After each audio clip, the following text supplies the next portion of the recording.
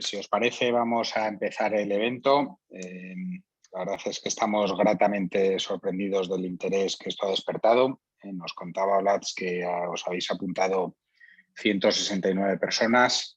Estamos ya en sala 59 y por mantener los tiempos, pues vamos a empezar este primer evento del recién creado Comité de Inversiones Alternativas, que tengo el placer de dirigir desde hace un par de años, y David fue una de las primeras conversaciones que tuvimos, pues a un grupo de gente que estábamos vinculados al mundo de los alternativos, pues empezamos a hablar entre nosotros para constituir un comité dentro de CFA Spain, y desde hace escasos meses llevamos ya para constituido un comité.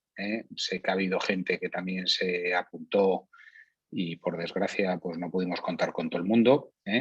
El comité lo formamos 10 personas, nos hemos subdividido en diversos subcomités, fundamentalmente con, bueno, pues por un lado, que son los distintos comités que hemos creado, pues entender un poquitín más que la preocupación que tiene CFA Institute, viendo que cada vez hay más inversiones que están fuera de los mercados públicos.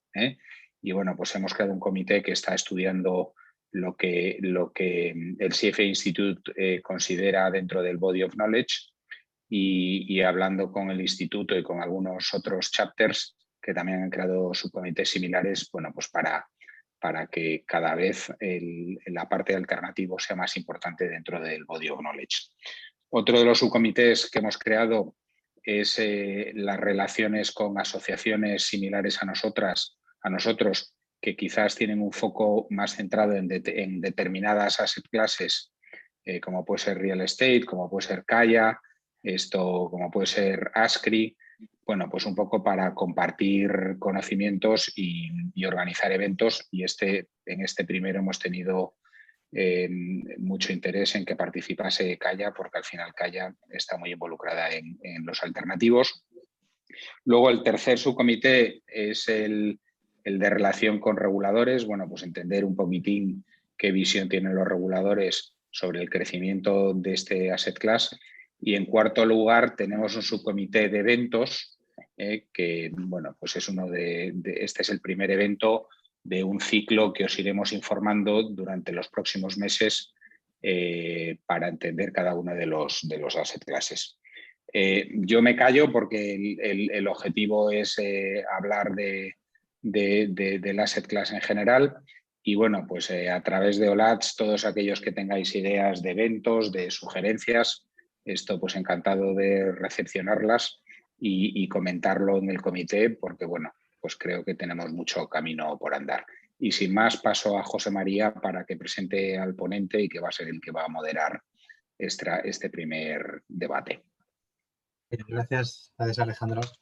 La verdad es que qué mejor manera, ¿no?, de empezar a hablar de alternativos que hacerlo conjuntamente con Kaya, ¿no? En concreto con David, que es el responsable del chapter de Iberia de la institución.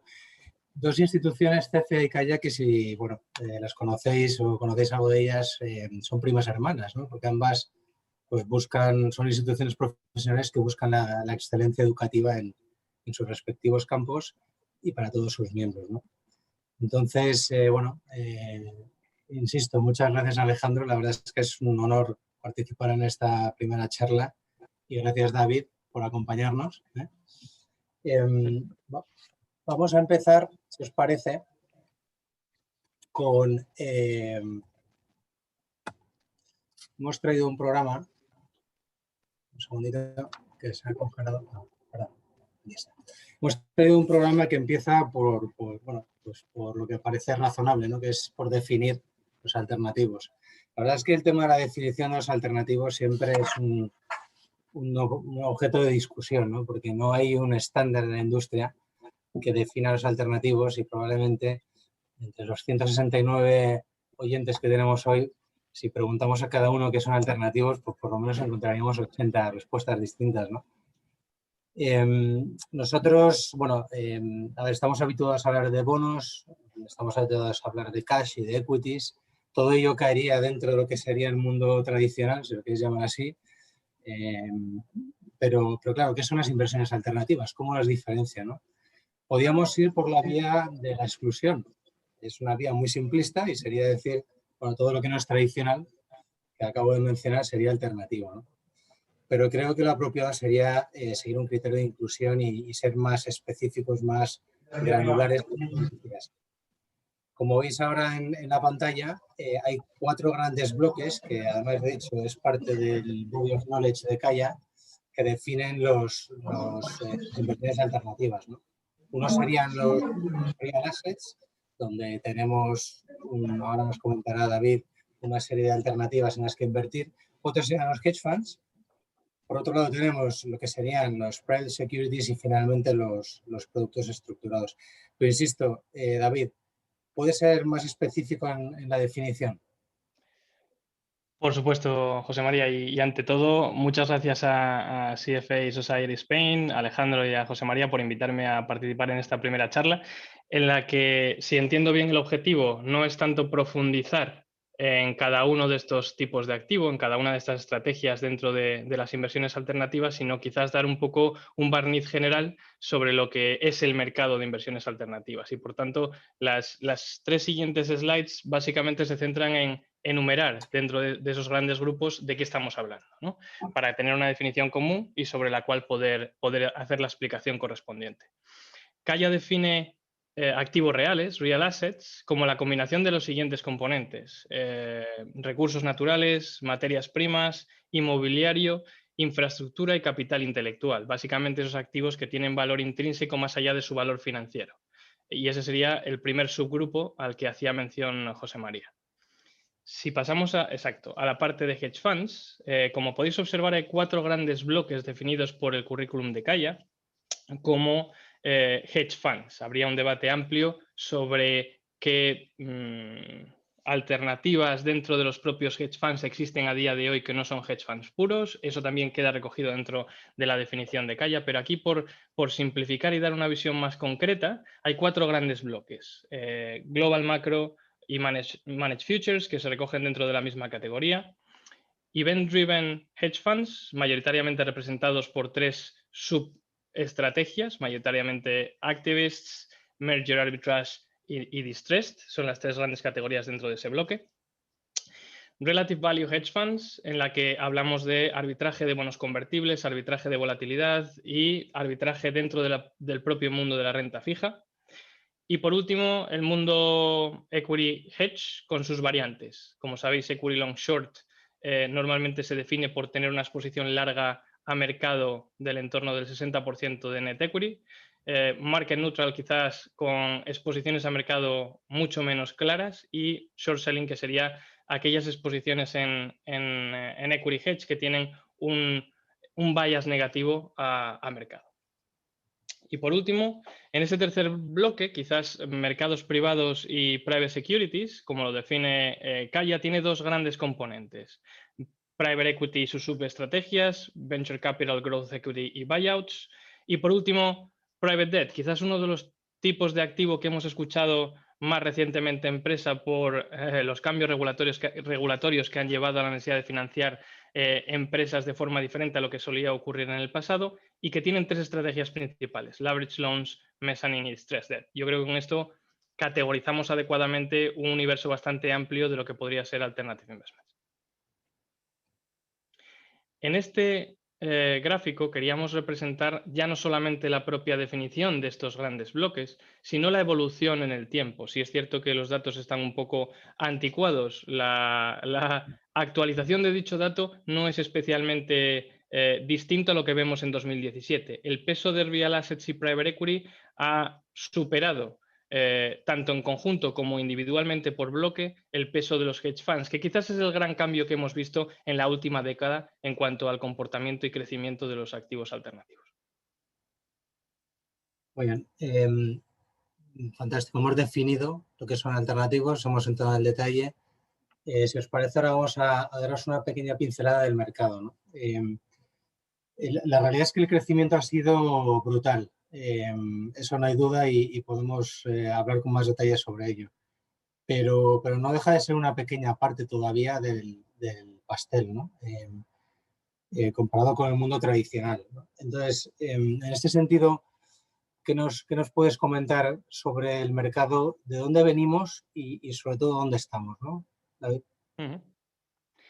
Pues fíjate, el mercado de activos alternativos, como bien dices, José María, a día de hoy todavía representa un porcentaje pequeño de la cantidad invertible de activo total en el mercado. Sin embargo, si vemos la tendencia de los últimos años, yo te diría incluso de las últimas décadas, podemos empezar a percibir ese crecimiento exponencial que nos ha llevado a donde estamos a día de hoy. Esta foto no te da esa sensación, sin embargo, si pasásemos a la siguiente diapositiva, en esa slide empezamos a ver para uno de los grandes subbloques que hemos mencionado al principio, el desarrollo que ha tenido en cuanto a activos bajo gestión ese componente de gestión alternativa que serían los hedge funds. Aquí obviamente habría que añadir componentes de alternativos líquidos no definidos al uso como hedge funds, pero que se recogen dentro de lo que se llaman alternativos líquidos. Sin embargo, el gran componente de hedge funds llega a estar en el entorno de los casi 3 trillones y medio de activos en el entorno actual, viniendo prácticamente de cero en los 90. Con lo cual, bueno, eso te da una sensación de dónde venimos y hacia dónde vamos. Si observamos el mismo gráfico, pero para un conjunto de activos conocidos como private markets, lo definíamos antes como las categorías que tenéis ahí abajo, private equity, private debt, real estate, infrastructure y natural resources, que componen mayoritariamente activos reales y mercados privados, el crecimiento ha sido aún superior. Está claro que el private equity más el private debt, conocido como private markets, tiene el mayor porcentaje a día de hoy de mercado, pero de nuevo, la tendencia en su conjunto obviamente es alcista y en el entorno actual, del que seguramente José María nos hablará en un segundo, seguramente nos dice que esta tendencia difícilmente vaya a cambiar. La verdad es que antes hemos visto el slide del tamaño comparado con el mundo tradicional y bueno, estamos hablando aproximadamente de un 13% de los activos, ¿no?, totales, lo que suponen los alternativos. Lo que no es muy intuitivo es que ese 13% de los activos invertidos en alternativos generan prácticamente el 50% de las comisiones de gestión en la industria, ¿no? Entonces es un dato que a mí me ha llamado particularmente bastante la atención y, bueno, digno de tener en cuenta, ¿no? Vamos a comentar ahora, si os parece, sobre las diferencias, ¿no? Hemos definido lo que son alternativos, pero yo creo que ahora hay que ver cuáles son las diferencias entre el modo tradicional y alternativo. Sería muy fácil decir que commodities y real estate, por ejemplo, son inversiones alternativas.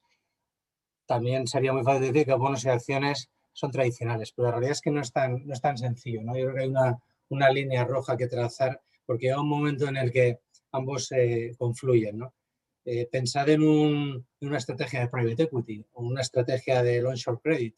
Las dos, por definición, como hemos visto antes, son inversiones alternativas, a pesar de que estás invirtiendo en una en acciones y en la otra en bonos, ¿no? Por tanto, yo creo que tenemos que mirar a otros aspectos, que son los que tenéis ahora mismo en la pantalla, ¿no? Las restricciones de liquidez de la estrategia que tengas delante, el apalancamiento que utiliza, las ventas en corto, si las utiliza o no las utiliza, y el tipo de inversiones en la que invierte, como hemos comentado, ¿no? Al fin y al cabo, buena parte de las inversiones en el mundo alternativo se realizan de facto en acciones y en bonos, ¿no? ¿Qué otro paralelismo dirías, David, o qué otra diferencia resaltarías entre ambas? Pues creo que un componente importante a tener en cuenta en la realidad ya actual de los activos alternativos es que cuando en el pasado quizás intentábamos definir cómo clasificar adecuadamente qué era alternativo y qué era tradicional, vemos una tendencia bastante importante a que ambos mundos se mezclen, a diferencia de quizás el enfoque más clasista de separar automáticamente lo que sean inversiones alternativas. Por tanto, aquí en esta diapositiva os mostramos la definición más natural de inversiones alternativas, enfrentándolo a la derecha del todo con la definición más purista de inversiones tradicionales, pero justo en el centro podéis observar categorías de inversiones que a día de hoy es difícil encajar dentro de una única caja. y que, de hecho, como sois conscientes, yo creo, el crecimiento de estrategias de Smart Beta dentro de alternativos líquidos, el acceso a empresas públicas que invierten en activos reales, léase las SOCIMIs, los REITs, léase la infraestructura cotizada, pueden ser perfectamente mezclas naturales de lo que conocemos del mundo más tradicional en la evolución hacia alternativas ligadas con el mundo alternativo.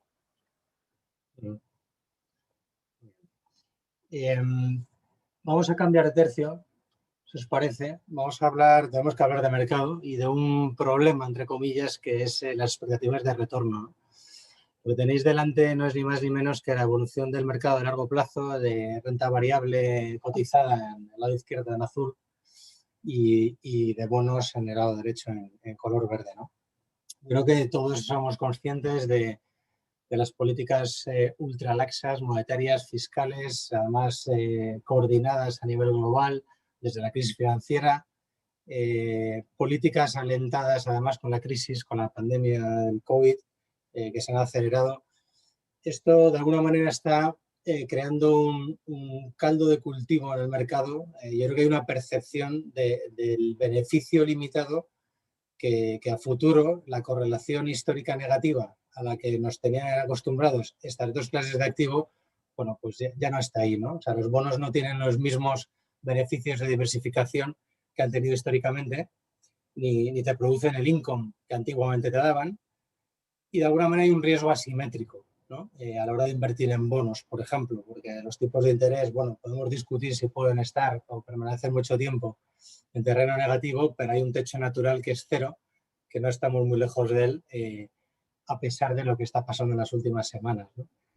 Pensad que si nos vamos atrás en el tiempo, desde los años 80 para acá, bueno, pues los bonos te daban a lo mejor un cupón de un 5%, tenías ahí un income recurrente, pero 2/3 partes de la rentabilidad que conseguías en bonos venían precisamente de la apreciación de capital, que es justo lo que ahora mismo pues ni está ni se le espera, porque ya os digo que el techo del cero pues estamos muy cerca, ¿no?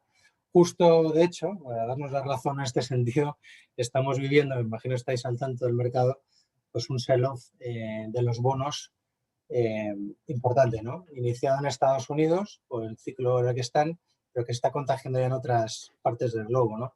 Empezó el 10 años americano el año en torno al 0,90 y ya lo tenemos prácticamente a 1,40. El 30 años a 2,15. Siguen siendo rentabilidades normalmente bajas, pero imaginaos con la duración que estamos hablando, pues esta subida de tires lo que ha supuesto en cuanto a pérdidas se refiere, ¿no?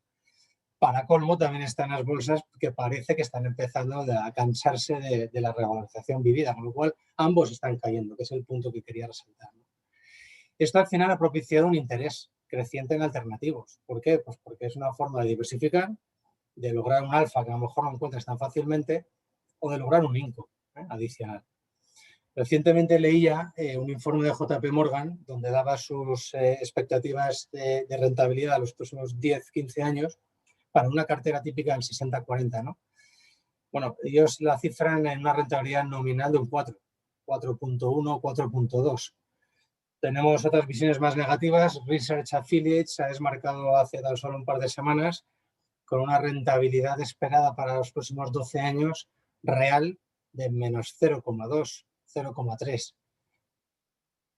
¿Compartes esta complicada visión de mercado, David? Pues fíjate, José María, yo creo que si lo ponemos en el contexto de lo que quizás Calla tiende a observar más detenidamente, que es el planteamiento que hacen inversores institucionales mayoritariamente, aunque puede ser perfectamente trasladado a inversores más retail, los objetivos de grandes inversores institucionales, en este caso fondos de pensiones, a nivel Estados Unidos en la parte de la izquierda o a nivel resto del mundo, incluyendo Canadá, Alemania, Japón, Holanda, Suiza o el Reino Unido, podemos observar la situación actual de sus objetivos de rentabilidad marcados por los actuarios, las personas que asesoran a esos planes de pensiones, frente al comportamiento de tipos.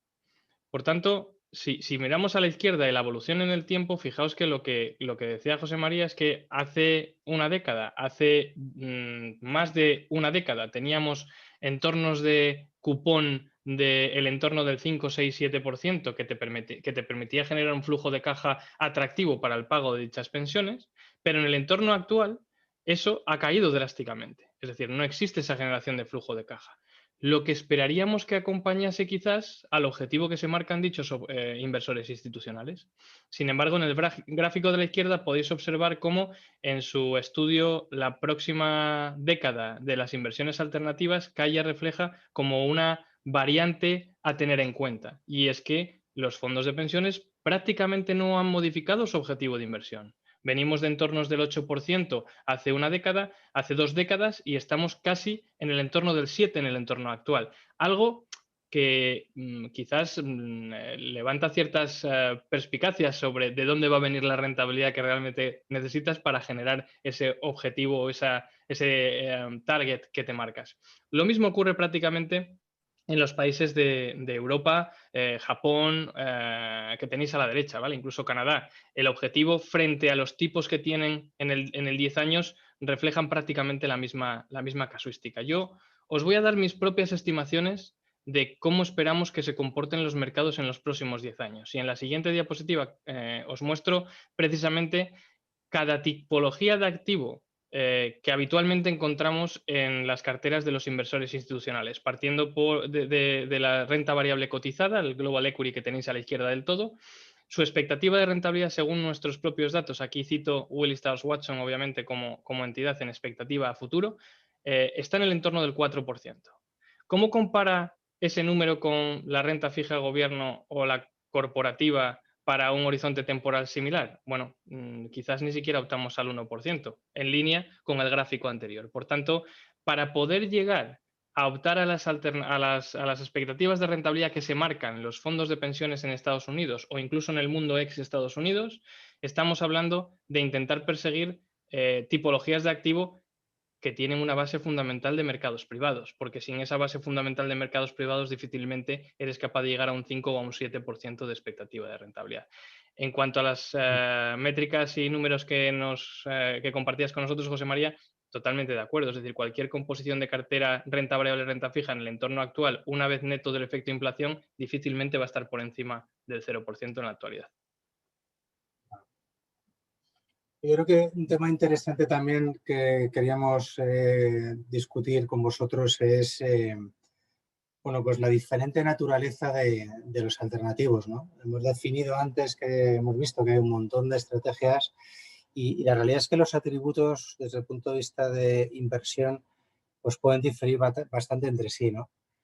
El proceso de construcción de carteras, sin lugar a dudas, en el proceso el inversor tiene que enfocarse en lo que hacen los activos y no en cómo se llaman, ¿no? Que suele ser una estrategia bastante equivocada, ¿no? Y en este caso más aún. A mí me gusta mucho el título, simplifica demasiado quizá, pero podríamos diferenciar dos tipos, ¿no? de estrategias a seguir con alternativos, porque al final, ¿qué es lo que quieres? ¿Quieres diversificar el riesgo de tu cartera con ellos? ¿Quieres incrementar los retornos con ellos? O a lo mejor simplemente lo que quieres es suplementar un income que has perdido, ¿no? Como hemos comentado antes.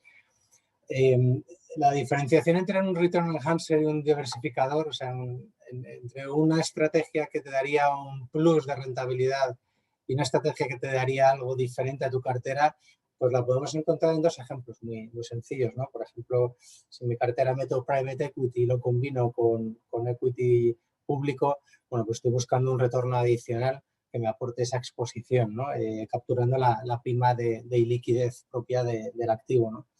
Por otro lado, puede ser que lo que quiera es simplemente tener una exposición positiva a la inflación. Entonces, a lo mejor lo que optaría en mi cartera es por invertir en activos reales, ¿no? ¿Cómo veis el espectro, este elenco de alternativas tan diferentes entre sí desde Calla? Pues fíjate que lo que comentabas, José María, es la clave de todo. Es decir, la combinación de ambos efectos, no solamente la búsqueda de amplificar tus rentabilidades a través de los alternativos. Creo que obviamente el conocimiento de lo que puede hacer el private equity para una cartera es generar un extra de rentabilidad en parte gracias a esa prima de liquidez, pero quizás el mayor crecimiento que hemos visto, y los datos así lo sustentan, en el desarrollo de activos alternativos son precisamente sustitutivos a esa deuda pública que te daba un cupón constante en el tiempo y que te permitía mitigar parte del riesgo, esa descorrelación entre los activos tradicionales que en su momento te protegía frente a escenarios negativos de mercado.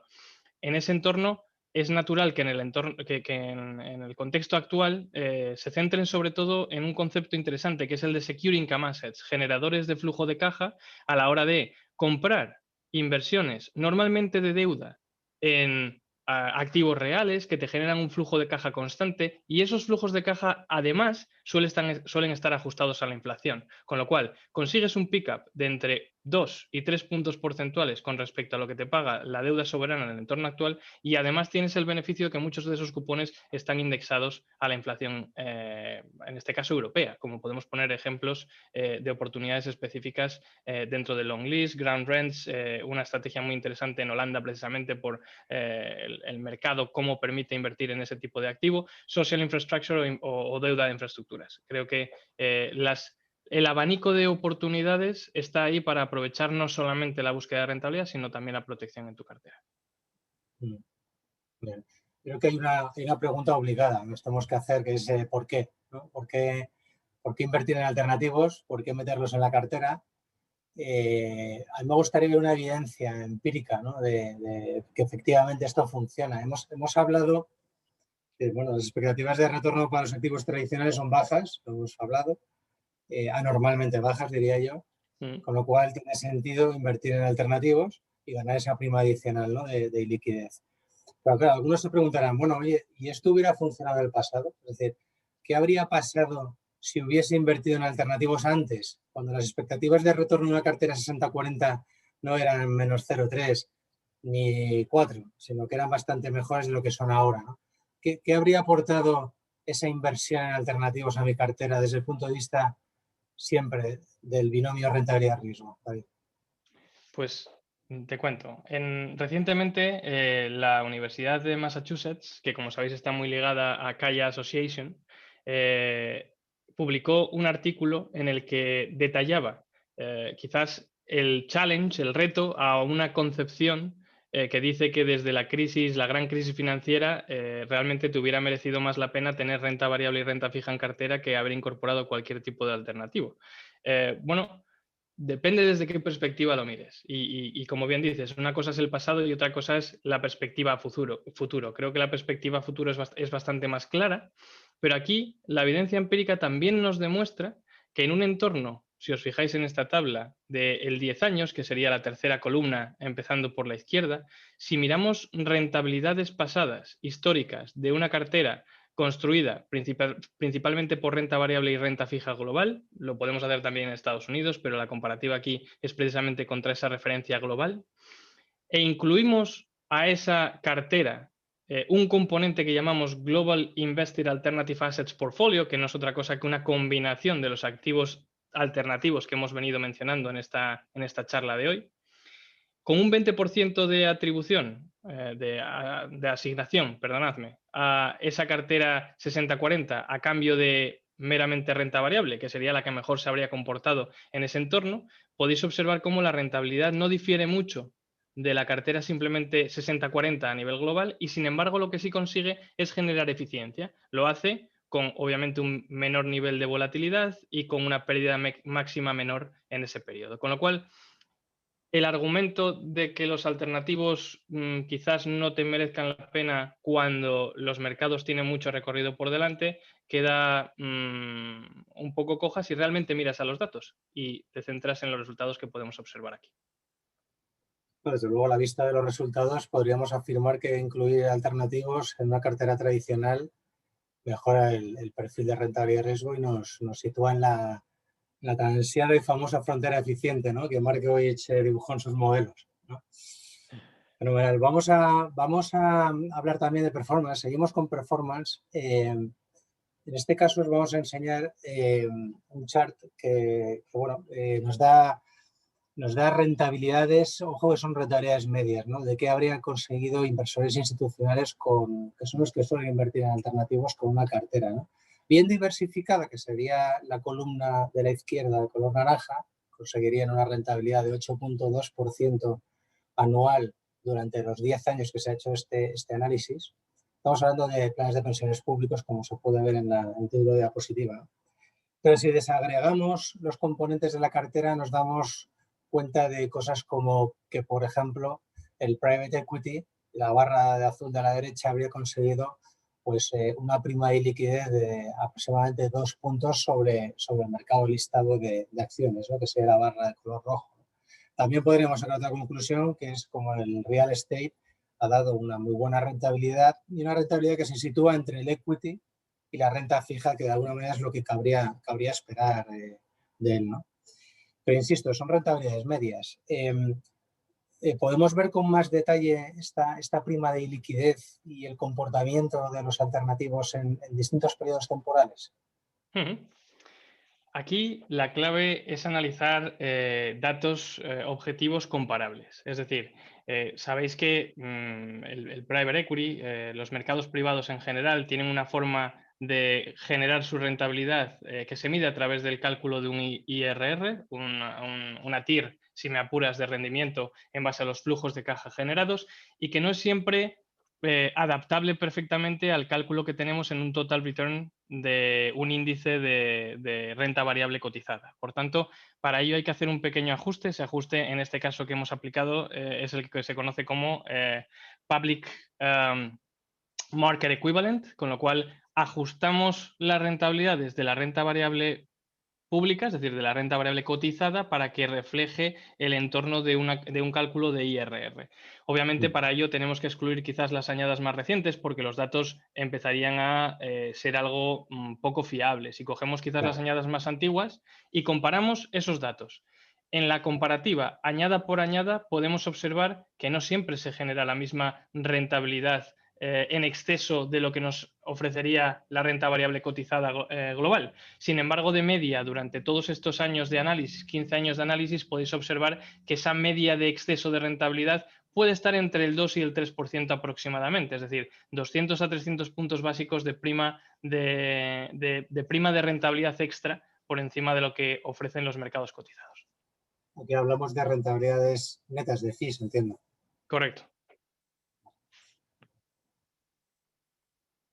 Esta diapositiva nos ayuda ya no solamente a entender cómo se genera la rentabilidad con respecto a mercados cotizados, sino también el comportamiento de estos activos antes y después de ciertos eventos de mercado, crisis que hemos sufrido, como fue, por supuesto, la burbuja tecnológica de finales de los años 90, o como fue el housing bubble, con ello la gran crisis financiera de los años 2006 a 2009, en este caso, mayoritariamente 2008-2009. Bueno, podemos ver cómo, saliendo de ambas crisis en el proceso de recovery, en el proceso de recuperación, obviamente el private equity es el gran ganador en ese sentido. Podemos ver cómo el capital riesgo muestra un diferencial positivo con respecto a las alternativas, pero en cualquier caso, todos y cada uno de estos activos ofrecen, como podéis observar, una rentabilidad relativamente atractiva con respecto a la expectativa que tendríamos en mercados más tradicionales o mercados cotizados al compararlo, ¿no? Si queremos comparar private debt con la renta fija, si queremos comparar private equity con la renta variable, y real assets, que realmente es diferencial en sí por no tener un componente tan financiero y más un componente de valor intrínseco como activo. Muy bien, vamos a darle una vuelta de tuerca al tema del performance, lo vamos a ver desde otro ángulo. Vamos a hablar del problema, otra vez entre comillas, de la dispersión del performance, ¿no?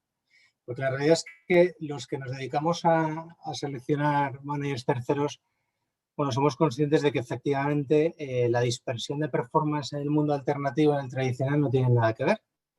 En el mundo tradicional, una pequeña diferencia tan solo de puntos básicos te puede encumbrar y llevarte al primer cuartil, o te puede llevar al ostracismo del cuarto cuartil sin ninguna duda, ¿no? Ya depende si hablamos de renta fija o variable o de la estrategia concreta que sea. Sin embargo, lo que en el mundo tradicional son los puntos básicos, en el mundo alternativo son puntos porcentuales, ¿no? Por lo tanto, no basta con tener acceso al asset class en el mundo alternativo. Yo creo que además hay que ver con quién lo haces, porque es la mejor manera de extraer el mayor valor posible, ¿no? Si a esto unimos, pensad en ello, las comisiones de gestión, que en el mundo alternativo son más altas, y unimos que el horizonte temporal de inversión intrínsecamente es bastante mayor, dependiendo de la estrategia, pues desde luego elegir un buen compañero de viaje es más relevante si cabe, ¿no? En este gráfico, la verdad es que de forma visual se puede comprobar fácilmente lo que estamos hablando. Tenéis abajo en el eje de abscisas los distintos tipos de estrategias. Las dos primeras son el mercado público de acciones y el mercado público de bonos, respectivamente, y luego el resto ya son estrategias concretas del mundo alternativo, ¿no? Veis, vamos, facilísimamente podéis comprobar cómo la dispersión, según se va viendo la diferencia entre aquellos managers que están en el primer cuartil, el top Q, que es el cuadradito azul, frente a los que conformarían el último cuartil, que es el cuadrado naranja, ¿no? Entonces veis como al principio en el mercado público las diferencias casi ni se notan, en renta fija no se notan, de hecho, en el equity todavía algo, pero a medida que nos adentramos en real estate, commodities, timberland, farmland, deuda, private equity, etcétera, ya la cosa se empieza a diferenciar y bastante, acabando por hedge funds que la diferencia es brutal como es ahí. ¿Podríamos entrar más en el detalle de esa dispersión, David? Pues fíjate, vamos a mostrar datos ya dentro de un asset class particular, dentro de lo que es el propio private equity, y a continuación pasaremos a hacer lo propio con private debt. Si te fijas en el gráfico que os hemos traído, básicamente muestra la dispersión por cuartiles, de nuevo, el top cuartil, el bottom cuartil y el median, del comportamiento por añadas de las diferentes estrategias dentro de private equity, ¿vale? Aquí incorporamos tanto venture capital como growth equity como buyouts. Y en ese proceso podéis observar cómo, habiendo sido bastante constante la separación entre cuartiles, parece que en los últimos años, especialmente según vamos a 2015 y 2016, esa dispersión va increciendo. Es decir, a diferencia de otros asset classes donde realmente hemos visto una convergencia en ese proceso, private equity es uno de los activos que mayoritariamente nos muestra cómo esa dispersión en el performance se sigue ampliando.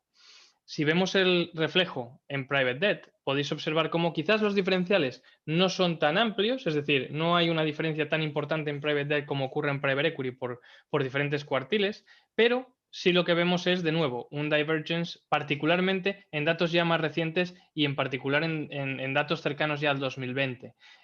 Yo tendría que decir que el crecimiento de este activo, sobre todo en los últimos años, desde que la regulación empezó a forzar a que el private lending fuese asumiendo parte de la financiación que quizás otros agentes de mercado les cuesta más hacer a día de hoy por el coste que ello conlleva a la organización, pues ha sido también un factor determinante en el incremento de ese diferencial.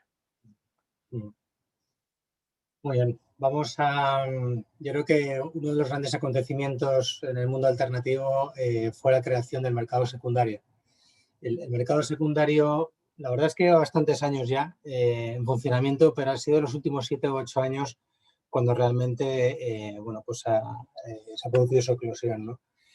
Pensar que en el mercado secundario los inversores pueden acudir para vender posiciones en periodo de inversión, de desinversión, y con ello reajustar la cartera o, pues en función de sus necesidades de liquidez, materializar las ventas, ¿no? Incluso podrías tener compradores que acuden a este mercado secundario para reducir la tan temida curva J, ¿no? ¿Cómo ha sido la evolución? ¿Nos puedes comentar, David, cómo ha sido la evolución del mercado, la creación de fondos específicos de secundarios? Y ahora mismo ya es muy raro que no veas fondos de secundarios en el mercado o que sean parte de una estrategia más integral. Yo, para entender el crecimiento del depth, de la profundidad del mercado secundario, quizás la siguiente diapositiva os va a detallar la capacidad que tenemos de acceder a ese mercado secundario y obtener un porcentaje sobre el NAV de la inversión que tengamos en cualquiera de estos managers. El cálculo, obviamente, está hecho en base a la media de una base de datos utilizada para precisamente determinar cuál sería el exposure sobre tu NAV en cada momento.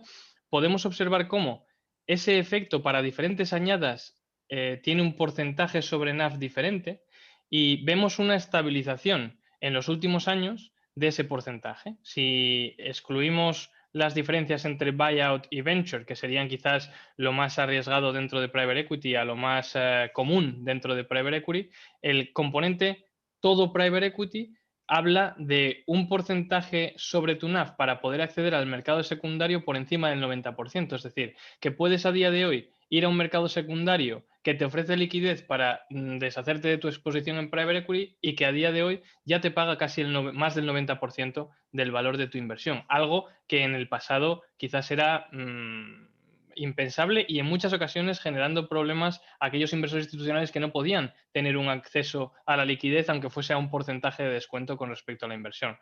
Si miramos, por ejemplo, añadas más lejanas a la actualidad, como son la del 2008 o 2009, pues obviamente vemos que esos diferenciales todavía estaban en entornos, y esto es en la actualidad, mirando qué paga a día de hoy esas añadas, seguramente entre el 60 y pico y 70% del valor del NAV. A día de hoy, todavía 90.000 millones de dólares disponibles en el mercado para early exit, para salida temprana de tus inversiones de private equity. Algo que no ha parado de crecer en los últimos años y que lo vemos como una tendencia natural al desarrollo del propio mercado.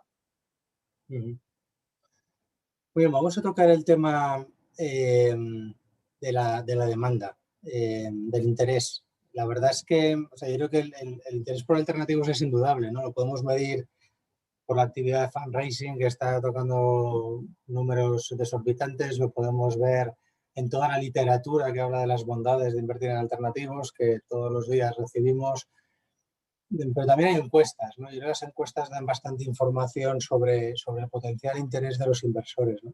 Hay casas especializadas como Preqin, como Hamilton O'Neill, como Cambridge Associates y otras tantas que publican esas encuestas. David, nos has traído la encuesta de Preqin. Si la quieres comentar, creo que será interesante ver el resultado. Perfecto. Pues en esa encuesta realmente lo que le preguntaban a los inversores institucionales mayoritariamente era qué porcentaje de objetivo se marcaban para la inversión en estos tipos de activos, ¿vale? ¿Cuál es tu target allocation a cada uno de esos asset classes? Y como podéis observar aquí, el porcentaje medio calculado sobre esa encuesta nos diría que aproximadamente el 11% es el target allocation para private equity. Tenemos un 6% de target allocation para private debt, 12, casi 13% en hedge funds, 9% en real estate, 4,5% en infrastructure y 3,5% en natural resources. Obviamente, la conjunción de todos esos pesos es un porcentaje bastante relevante de las carteras, es decir, no estamos hablando de porcentajes minúsculos de un 2 o un 3% de allocation en absoluto. Empezamos a ver cómo el peso de los alternativos empieza a asumir un papel principal. Nadie ha dicho que esto sea fácil, es decir, hemos hablado de las bondades de estos activos y hemos hablado de las oportunidades que ofrecen a la hora de enfrentarnos a la casuística actual de los mercados más tradicionales. Pero obviamente esto exige un conocimiento y una dedicación importante y eso también hay que dejarlo claro. Quizás... De hecho, David, si me dejas añadir, Claro. cuando ves la suma de lo que compone el portfolio alternativo en el mundo institucional y lo comparas con el mundo retail o más de inversor de la calle, bueno, la diferencia es abismal. O sea, es que a lo mejor un 3% o 4% de la cartera lo dedica el inversor finalista a alternativos frente a, fíjate, aquí estás hablando de porcentajes realmente altos, ¿no? Totalmente. La referencia actual, si miras un poco la evolución de esos pesos, el 60-40 de la referencia del pasado ha pasado a una especie de un tercio de exposición, es decir, un tercio en renta variable, un tercio en renta fija más tradicional y casi un tercio ya en activos alternativos en las carteras. Aquí cabe destacar quizás los ganadores de la encuesta, ¿no? Estamos hablando de finales de 2019, es verdad que esta encuesta obviamente se hace a año vista, con lo cual ahora están a punto de publicar las respuestas de finales del 2020, pero en la más reciente lo que ya se veía que era una tendencia imparable es que activos como particularmente el private equity, el private debt y el real estate son los grandes ganadores. En el gráfico se ve como la zona gris es la que nos dice que los inversores institucionales piensan poner más capital en esos tipos de activo. La zona azul nos muestra aquellas respuestas que nos dirían que mantendrían su posición, y en naranja, asumiendo que eso sea naranja, nos dice aquellos que pensaban que iban a reducir su exposición a esos tipos de activo. Pues bueno, la tendencia principal, como os decíamos, en tres componentes en particular, private equity, private debt y real estate, es bastante obvia. Y por último, si hablamos de interés en el mercado de alternativos, hay que hablar del dry powder que tenemos actualmente ya comprometido en el sistema. Dry powder, que todos sabréis que es la métrica que utilizamos para conocer el capital comprometido a private equity a nivel global que todavía no ha sido deployed, que todavía no ha sido aplicado al mercado a través de inversión directa en empresas en el entorno de ese private equity. Con lo cual, llegando a niveles récord de 1,8 trillones de dólares americanos, que son billones de los nuestros, te da otra métrica adicional para validar tu argumento, José María, de que estamos en niveles de interés máximo en la actualidad. Totalmente. De hecho, al hilo de esto que estamos comentando, creo que está ocurriendo algo a nivel regulatorio también que es digno de mencionar, ¿no? De alguna manera hay como, digamos, un movimiento por parte de los reguladores de intentar acercar los alternativos al público en general. O sea, que deja de ser un reducto exclusivo de los grandes patrimonios, de los inversores institucionales, de los endowments, de las universidades americanas, etcétera, de los fondos soberanos, y que empiece de alguna manera, varias veces he leído, ¿no?, el término de la democratización de los alternativos, ¿no?, de acercárselo al inversor final, ¿no?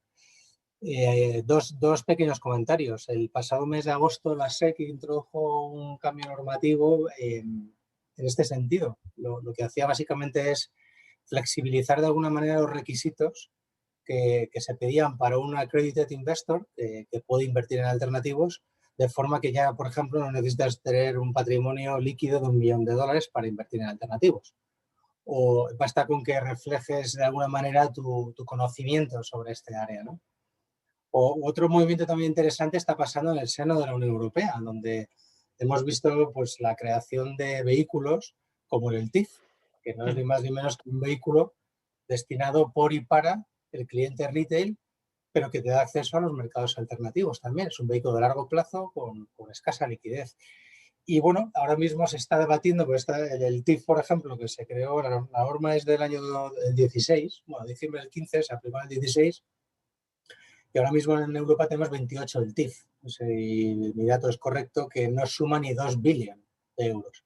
O sea que el vehículo está ahí, lo que ahora falta es un empuje, ¿no? Y el empuje, por ejemplo, lo están dando desde distintos organismos. EFAMA ha puesto sobre la mesa una serie de medidas para impulsarlos el TIF, ¿no?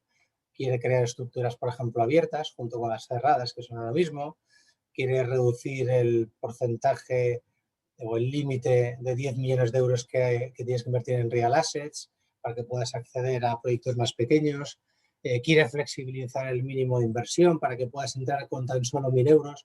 O sea, yo creo que este movimiento, pues como todo, como está pasando en el mismo mundo ESG, ¿no? Basta que el regulador ponga toda la carne en el asador para que la cosa se acelere, ¿no? Entonces, yo creo que el tema de los alternativos, bien por necesidad, por todo lo que hemos comentado, bien por convencimiento, porque poco a poco la gente se va educando y ve las bondades, o bien porque el regulador también empuja, pues al final puede ser una realidad.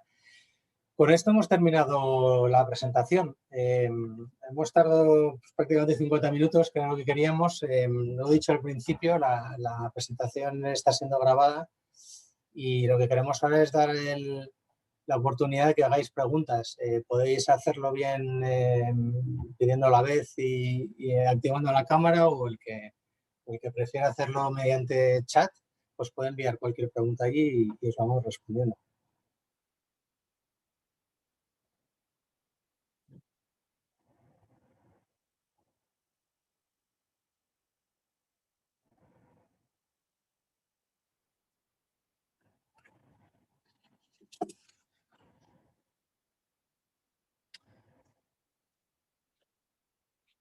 Lo has dejado todo muy claro, José María.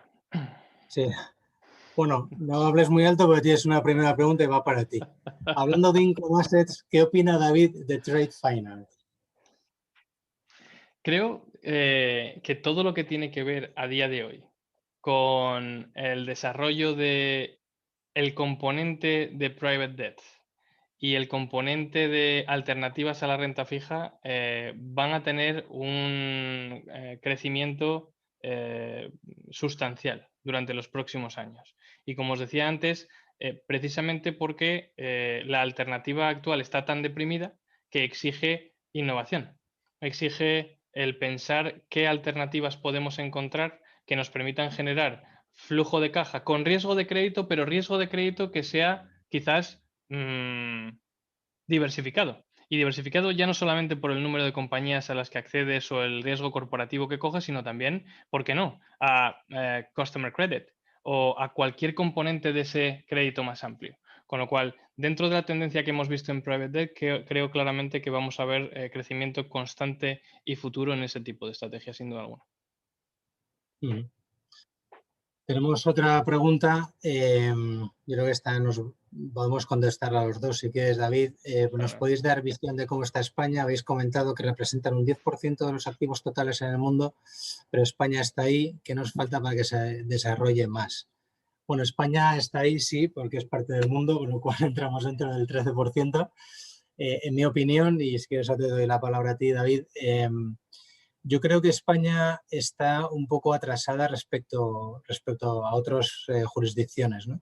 Sin lugar a dudas, el mundo anglosajón en este sentido nos lleva a la delantera y yo creo que la industria en España existe, por supuesto, tiene una serie de players establecidos e importantes desde hace ya bastantes años bueno, pues están haciendo fundraising a lo mejor de su versión 14 de un fondo de private equity o 16, ¿no?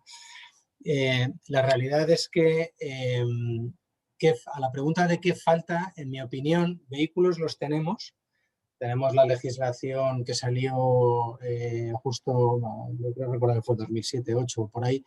Tenemos fondos de inversión libre que te permiten hacer un montón de inversiones en el mundo alternativo. Tenemos la regulación europea, como hemos comentado, apoyando. O sea, yo creo que los vehículos están. Yo creo que lo que hace falta es que es educación. Sinceramente, yo creo que el tema de educación juega un papel absolutamente importante y más en alternativos que en el mundo tradicional. Esta es por lo menos la opinión que yo tengo. No sé si tú, David, quieres comentar algo al respecto.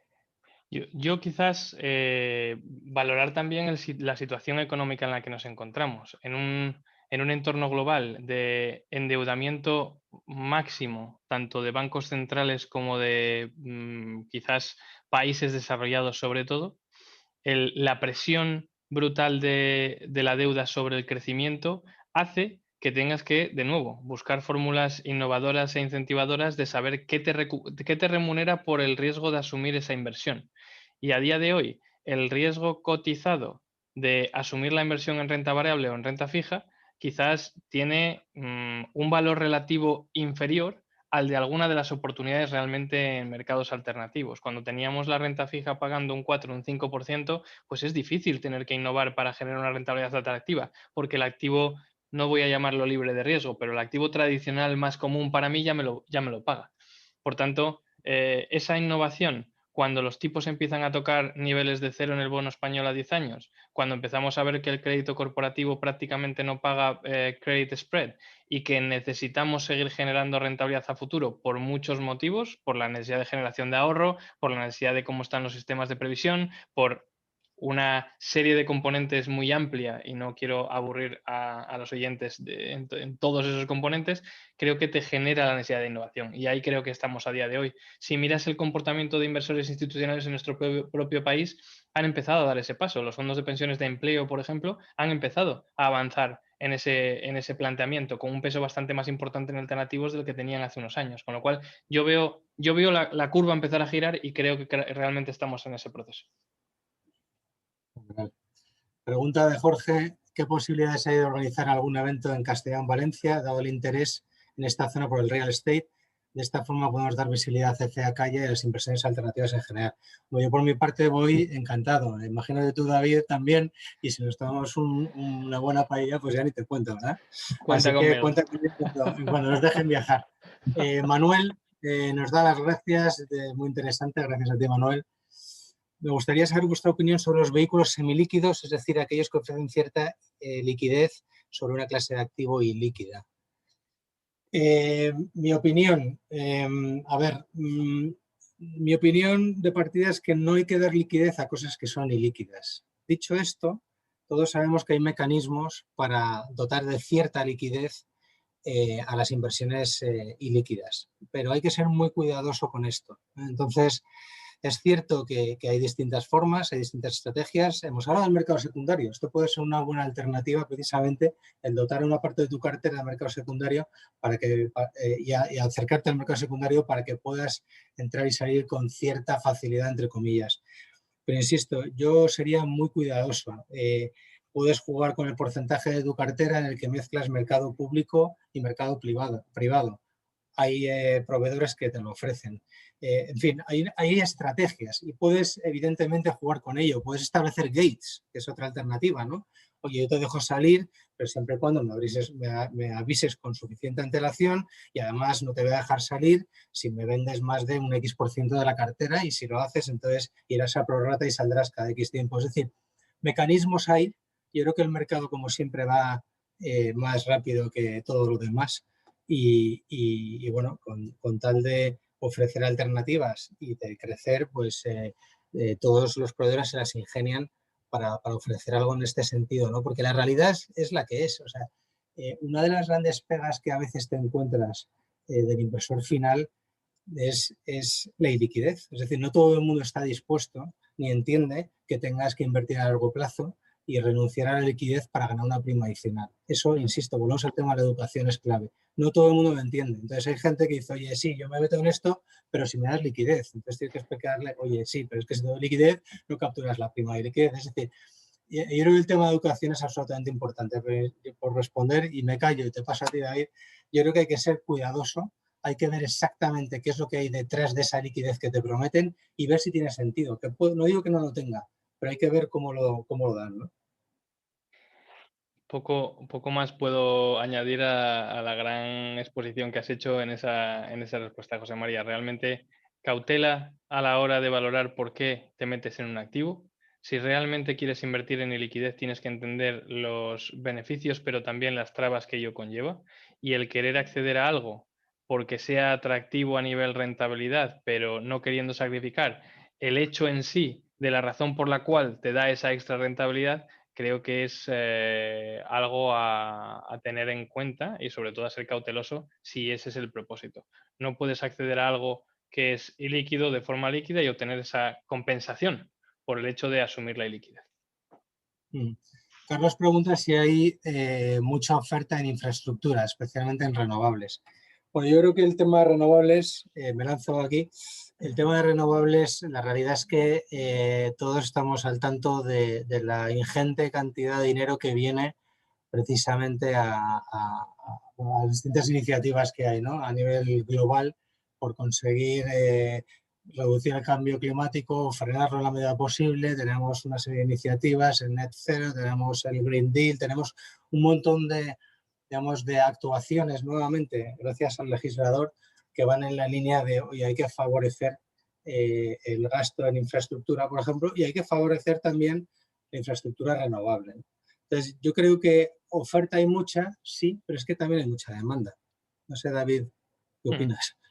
Transformación energética yo creo que es una de las grandes megatendencias a la que estamos expuestos en la actualidad. Si unes esa megatendencia al nivel de endeudamiento actual de los gobiernos, te lleva a muchas de las oportunidades de inversión que estamos viendo, que es oportunidad de financiar una transformación energética en países y mayoritariamente en Europa, de nuevo, apoyado por la Comisión Europea y el trabajo que está haciendo precisamente en sostenibilidad, estando a la cabeza del mundo, si me apuras, en ese proceso. Por tanto, lo que estamos viendo es, cuando antes países que tenían capacidad de endeudamiento utilizaban ese endeudamiento para en sus presupuestos poder financiar proyectos de renovables, proyectos estratégicos de transformación energética, ahora mismo es el inversor institucional el que está poniendo el dinero a cambio de una cierta seguridad, llámalo aval, llámalo refrendo por parte de los gobiernos de respaldar los cupones que salen de esa financiación en ciertos motivos.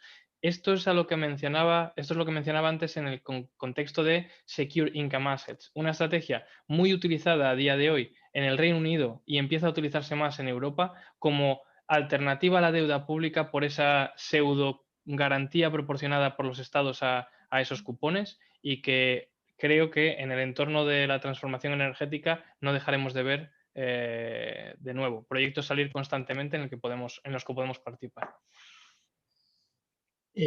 ¿Cómo influiría un repunte de inflación a esta clase de activo? El dato sorprendería. Bueno, esto lo hemos comentado antes. Hay estrategias en el mundo alternativo, ¿no?, que se benefician precisamente de un repunte de inflación. Real Assets es un buen ejemplo de ella. Y yo creo que nuevamente todo consiste en que establezcas cuál es tu objetivo de inversión en alternativos. Si precisamente estar a salvo de un posible repunte inflacionista que haría daño a los bonos y que podría hacer daño al equity, dependiendo de la magnitud, pues a lo mejor Real Assets puede ser una buena alternativa de inversión, ¿no? Sin duda. Y bueno, Juanra nos pregunta, bueno, enhorabuena, gracias Juanra, muy interesante lo comentado sobre el TIF RAIFs. ¿Veis que la tendencia hacia mandatos o multimandatos que hemos visto en UCITS va a llegar igual al mundo alternativo, liquid, alts y líquidos, vía creación del TIFs o RAIFs de marca blanca contra distribución directa del producto alternativo de tercero? Pues la verdad, creo que sí, creo que tendría sentido que empecemos a ver mandatos multi-strategy y multi-manager, como antiguamente hemos visto en el mundo líquido, ¿no?, se puede llamar así, de alternativos. El vehículo, el TIF o RAIF, bueno, pues la diferencia está clara. En el TIF llegas al minorista y en el RAIF te quedas en el cualificado, ¿no?, el profesional. No sé, ¿quieres comentar algo de ahí, David?